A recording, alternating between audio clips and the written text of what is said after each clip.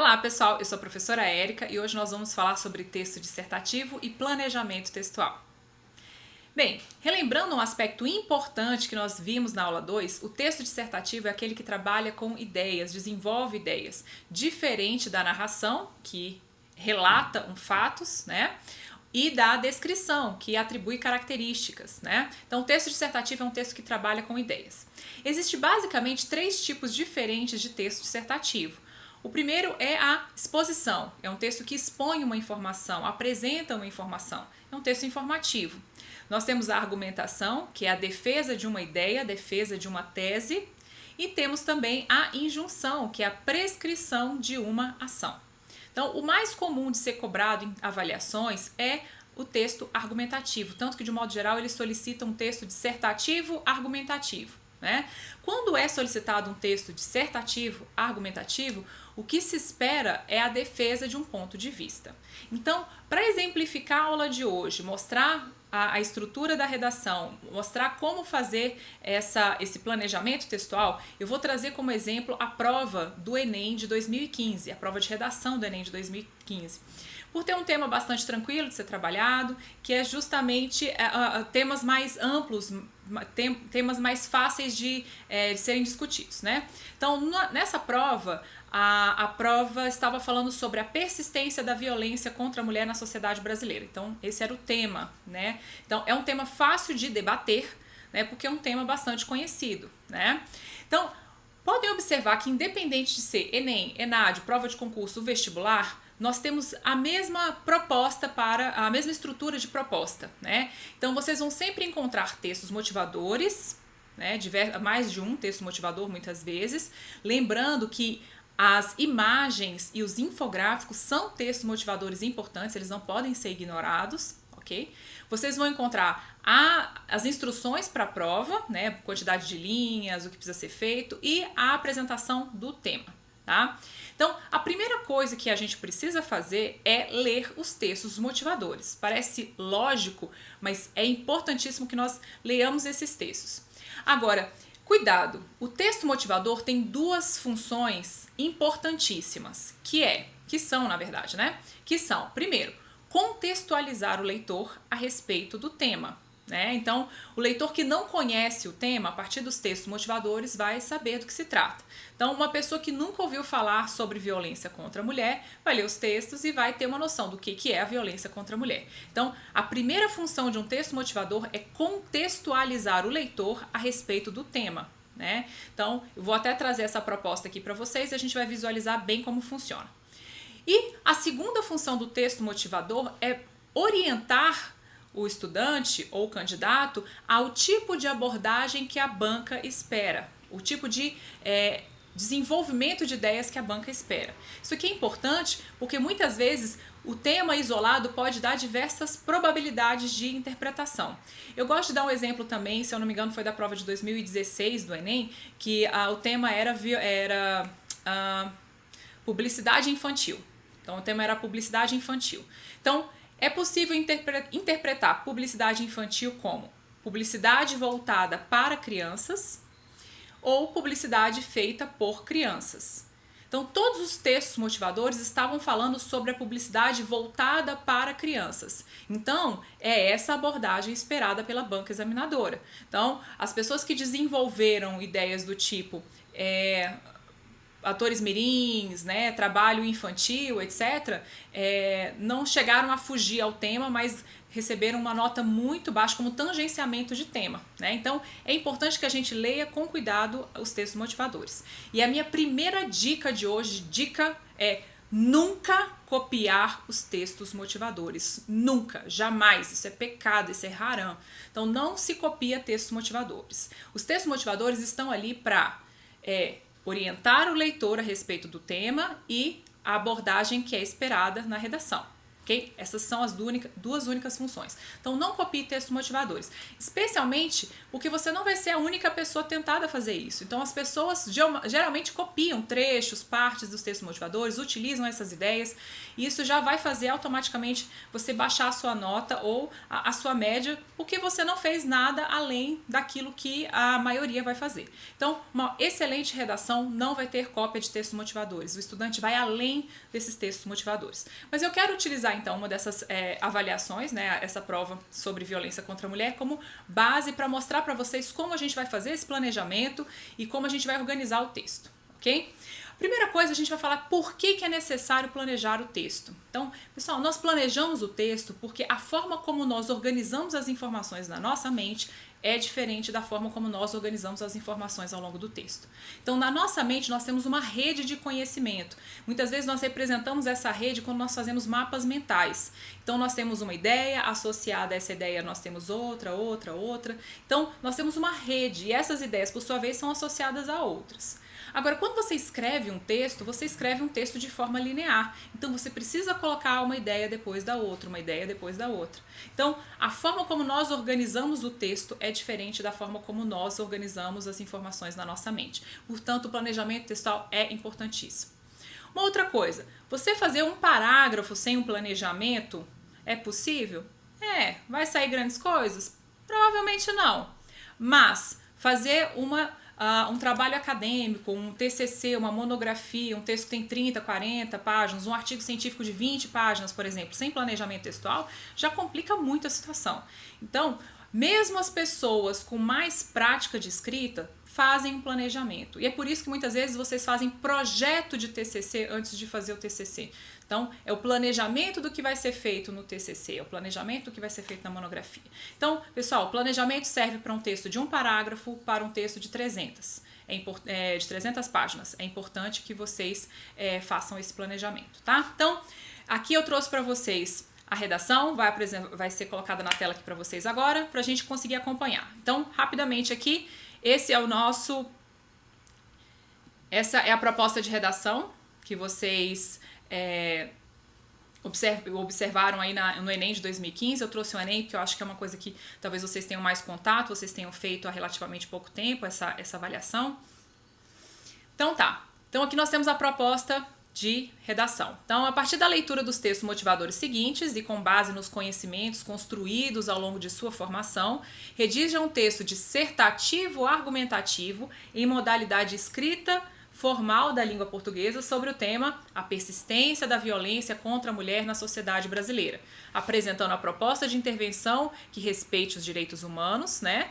Então, você observa que também há uma preocupação, no caso do Enem, com essa questão. Selecione, organize e relacione de forma coerente e coesa argumentos e fatos para a defesa do seu ponto de vista. Ou seja, além dele falar ali, redija um texto dissertativo, argumentativo, ele reforça a ideia da defesa de um ponto de vista. Então, isso aqui é essencial pra gente, tá? Então, vocês podem observar que nós temos diversos textos motivadores aqui, né? Então, o texto 1, ele está falando aqui sobre o aumento do casos de violência. O texto 2, em particular, é um que eu acho bem interessante pra gente. Olha só, ele fala sobre o tipo de violência. Então, ele coloca aqui que a violência pode ser física, psicológica, moral, sexual, patrimonial, privado, tráfico de pessoas, cárcere privado, aliás, tráfico de pessoas. Então, eu tenho vários tipos diferentes de violência. Então, uma pessoa que tem em mente que a violência só pode ser física, já se contextualiza aqui. Então existem outros tipos de violência. Então, eu posso considerar outros tipos de violência, né? Então, basta de feminicídio, texto 3. Então, ele já mostra aqui também que o feminicídio existe, né? Então, eu não posso, por exemplo, na minha proposta de redação, negar a existência desse tipo de crime, né? Depois nós temos aqui o texto 4, né, que ele fala aqui sobre os impactos, né, com base na Lei Maria da Penha, mais de 300 mil processos foram instaurados apenas nos juizados e varas especializados. Então, nós temos várias outras informações. E, por último, nós temos as instruções da avaliação, né? Então, vamos lá. Uma coisa importante aqui lembra, se é um texto dissertativo, argumentativo, a primeira coisa é defesa de um ponto de vista. Então, a primeira coisa que eu preciso fazer é Primeiro, qual vai ser meu ponto de vista? Qual vai ser a minha opinião a respeito do tema? Qual vai ser a ideia que eu vou defender ao longo do texto? Então, eu tenho um tema, violência contra a mulher, mas eu preciso de uma ideia central. Então, a primeira coisa que eu preciso fazer é ideia central. Qual vai ser a ideia que vai ser desenvolvida ao longo do texto? Ou seja, qual é o meu ponto de vista a respeito do tema? Eu vou fazer isso aqui de uma forma bastante simples, né? Pegando elementos aqui do senso comum. É claro que na redação, no Enem, no ENAD, provas de concurso, você vai extrapolar bastante isso, você vai no seu conhecimento de mundo, você vai observar, por exemplo, leituras que você já fez a respeito do tema, mas só para exemplificar como funciona o planejamento textual, primeira coisa é uma ideia central. Então, dentro do tema, qual será a minha ideia central? Então, vou propor como tema aqui, por exemplo, que a violência contra a mulher persiste na sociedade brasileira por conta da falta de denúncia. Então, na minha ideia central, a falta de denúncia, né, causa a persistência da violência contra a mulher. Então, esse é o meu ponto de vista. Quando eu estou defendendo o meu ponto de vista, observe que eu não estou ignorando que existem outros fatores, mas é esse o fator que eu quero tratar ao longo da minha redação.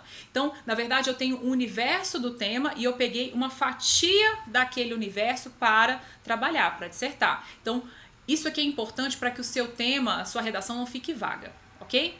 Se eu selecionei a minha ideia central, eu preciso selecionar os meus argumentos. Então, naquele vasto universo de conhecimento que eu tenho a respeito do tema, quais são as ideias que eu vou selecionar para organizar ao longo do meu texto? Então, eu vou pensar, por exemplo, quais são os motivos pelos quais as pessoas não denunciam, né? Por exemplo, então, falta de denúncia. Se a minha ideia central é falta de denúncia, eu vou pensar aqui, por que as pessoas não denunciam? Vou argumentar por que as pessoas não denunciam. Então, geralmente os professores chamam isso aqui de brainstorm, né? Então, a tempestade de ideias. Então, eu vou pegar várias ideias pelas quais as pessoas não denunciam. Medo, questão cultural, dependência financeira, dependência emocional. Eu vou selecionar várias ideias que vierem. Nem todas essas ideias elas vão ser desenvolvidas na minha redação, mas é importante que a gente coloque o máximo de ideias possíveis para a gente poder selecionar as melhores, as que fiquem mais coerentes entre si e as que possam também me dar uma ideia legal de proposta de intervenção, ok? Então, vamos lá, de todas as ideias aqui, vamos pensar aqui que as pessoas não denunciam por dependência financeira e dependência emocional, né? E por medo.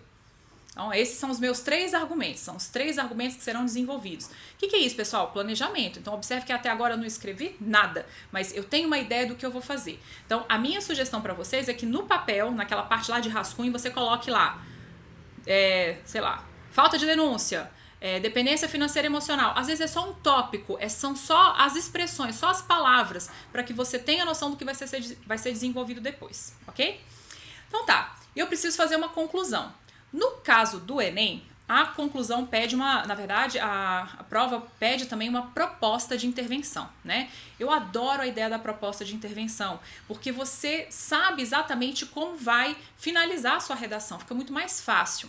Então, no nosso caso aqui, o que é uma proposta de intervenção? É uma proposta que busca solucionar o problema que você levantou na sua redação. Então, não é finalizar, né, acabar com todos os casos de violência contra a mulher. Não é uma proposta dessa forma, mas é uma proposta que minimize ou que esteja relacionada aos argumentos que foram desenvolvidos no seu texto.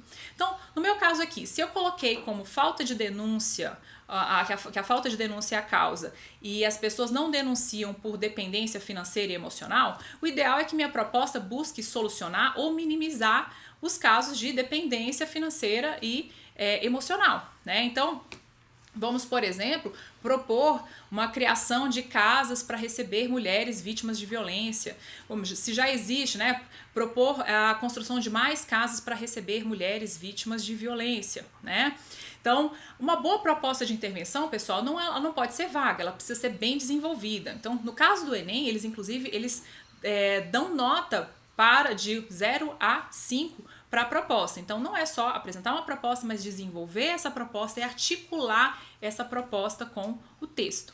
Então, quando a gente fala de uma proposta articulada, essa proposta precisa responder 4 perguntinhas básicas. Primeiro, o que está sendo proposto? Qual é a minha proposta? Em segundo lugar, quem vai executar essa proposta? Quem fica responsável pela execução dessa proposta, né? Para que essa proposta vai ser desenvolvida, né? E por que essa proposta vai ser desenvolvida, né? Então, por quem, para quê? Então, observe que a partir do momento que a minha proposta resolve, né, responde essas perguntas, ela é considerada bem desenvolvida. Além disso, ela precisa estar articulada ao texto. Então, são 2 critérios importantes aí no caso do Enem.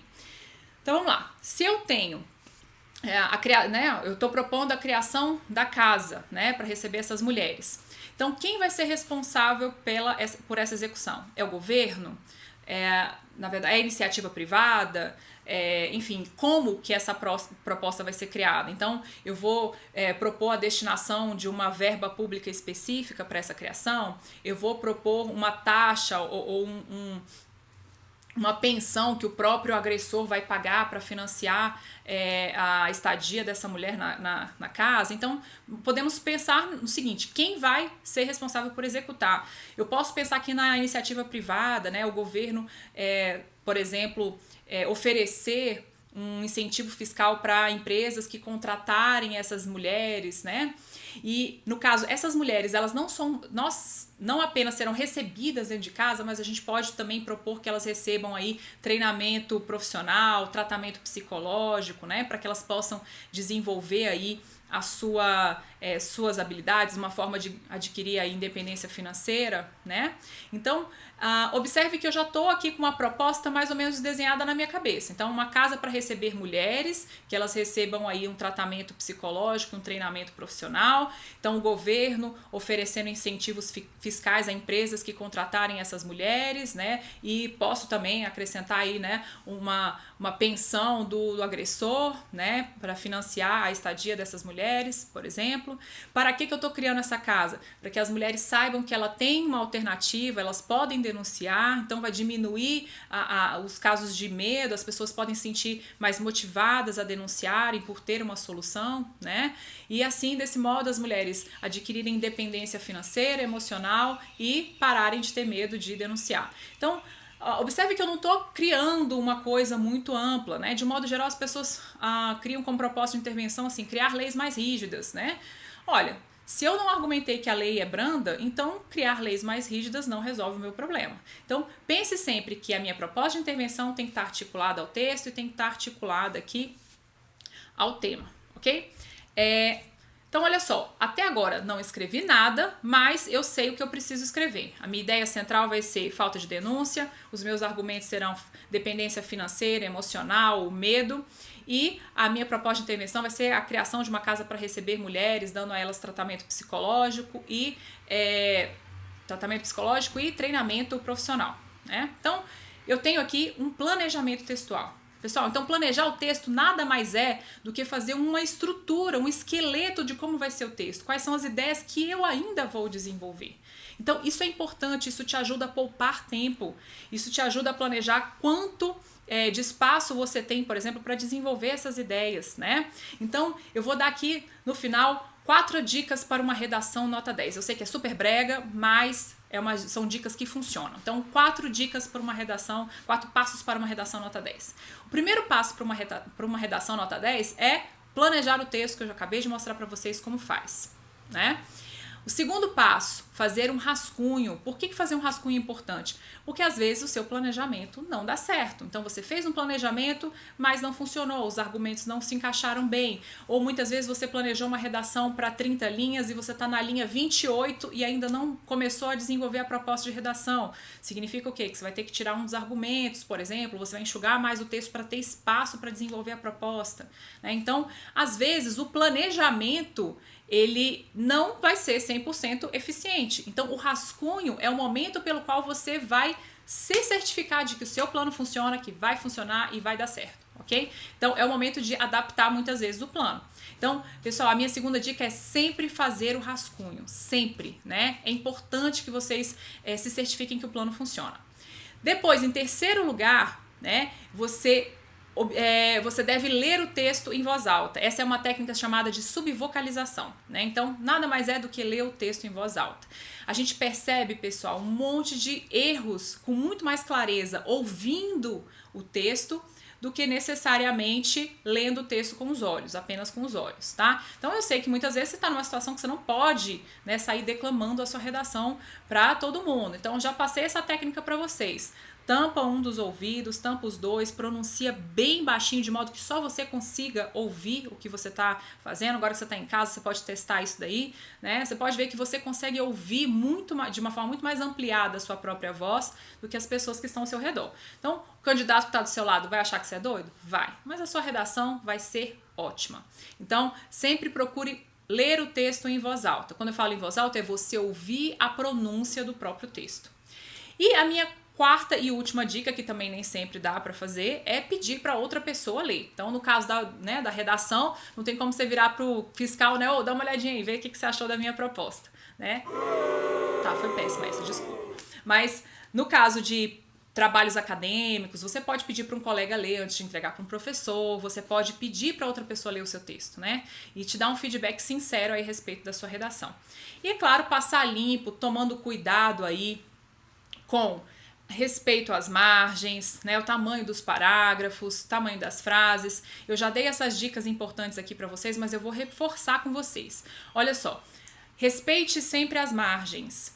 Recue sempre a primeira linha do parágrafo, ou seja, a primeira linha do parágrafo sempre precisa estar recuada em 2 centímetros, né? A tia Teteca tinha a técnica dos 2 dedinhos, você botava os 2 dedinhos assim no texto e escrevia, né, na primeira linha. Então você precisa deixar claro ali. Então, visualmente falando, antes de ler o texto, o leitor precisa bater o olho e saber quantos parágrafos tem. Isso é possível graças ao recuo da primeira linha do parágrafo, ok? Lembrando de não fazer um parágrafo nem curto demais, nem longo demais, porque isso também atrapalha o leitor. Então, muitas vezes a gente tem que ler o mesmo parágrafo mais de uma vez. Isso acontece por quê? Porque tem muita informação acumulada no parágrafo. Então, a minha dica é, o parágrafo tem que ter no mínimo 3 linhas, no máximo 8 linhas. Mais do que isso, tá demais. Então, 7, 8 linhas. Então, quando começar a chegar na 7ª linha, você já sabe que você precisa, né, criar um outro parágrafo.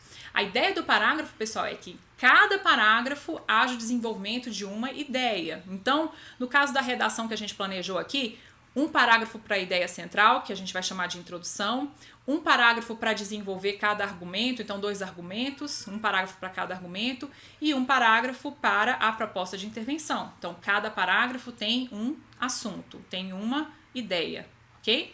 Lembrando que as frases também precisam, cada frase, ou seja, do começo, né, com a letra maiúscula, até chegar ao ponto final, a pontuação final, eu preciso de desenvolvimento de uma ideia. E essa frase também não pode ser muito extensa. Então, cuidado com frases que ultrapassem aí 3 linhas, né? Então, também são aquelas frases que muitas vezes a gente tem que voltar e ler novamente. E outra coisa, pessoal, é um ser humano que está corrigindo a redação de vocês. Então, capricha na letra, faz uma letra visível, né? Deixa claro ali, facilita. Visualmente falando, fica até mais agradável de se corrigir uma redação como essa. Fica mais fácil ler o seu texto, tá? Então, essas são as dicas aí para o texto dissertativo e planejamento textual. Pessoal, eu espero que vocês tenham gostado aí da aula. Se você gostou, dá um like e faça inscrição no canal. Já falei, tô muito youtuber, né? Daqui a pouco eu tô com os meus recebidos aqui. E nessa semana eu quero que vocês busquem colocar em prática essas dicas todas as vezes que vocês forem fazer um texto. Seja um texto de 1 parágrafo, seja um texto de 30 linhas, ou seja um artigo científico de 20 páginas. Então, o planejamento textual é essencial aí para a vida de vocês. Com certeza a tia Teteca já ensinou isso para vocês várias vezes, então é importante que vocês comecem a colocar em prática, né? Que isso seja um hábito para vocês, ok? Então, eu queria desejar uma excelente semana pra gente. Nós nos encontraremos então na nossa próxima aula sobre pontuação. Um grande abraço, até a semana que vem. Tchau, tchau!